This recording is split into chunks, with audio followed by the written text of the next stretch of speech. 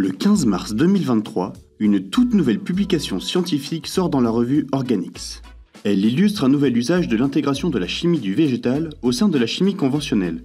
Cette publication est issue de la collaboration de 3 laboratoires de recherche, l'Institut Charles Gerhardt de Montpellier, le laboratoire Polymers Composites and Hybrids des mines d'Alès et le groupe Berchem basé à Blanquefort. Ces travaux traitent de la synthèse d'une nouvelle résine alkyd à base de cardanol, une molécule issue de la coque de noix de cajou. Le cardanol a d'abord été modifié en un premier dérivé appelé étoxycardanol. Lors de la synthèse de la résine alkyd, de très longues molécules vont se former. L'étoxycardanol va alors se greffer sur les extrémités de ces molécules et ainsi arrêter leur croissance. Limiter la taille de ces molécules permet notamment de maîtriser la texture de la résine. L'étoxycardanol remplace ainsi l'acide benzoïque, molécule issue de la pétrochimie.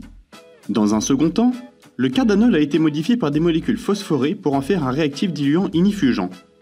Il s'agit d'une molécule qui joue le rôle de solvant ou le remplace, à la différence près qu'au lieu de s'évaporer et de dégager des composés organiques volatiles, le réactif diluant se lie à la résine.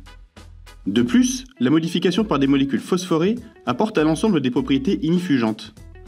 En effet, ces dernières sont parmi les retardateurs de flamme les plus propres et les plus efficaces. Le cardanol, aujourd'hui considéré comme un déchet de l'industrie alimentaire, est produit dans des quantités gigantesques, presque 1 million de tonnes par an.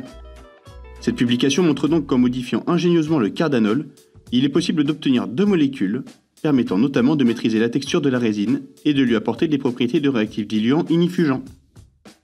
Ces dérivés du cardanol remplacent ainsi efficacement 3 molécules issues de la pétrochimie dans la synthèse de résine alkyd. L'intégration de la chimie du végétal au sein de la chimie conventionnelle a donc un véritable double intérêt écologique et technologique.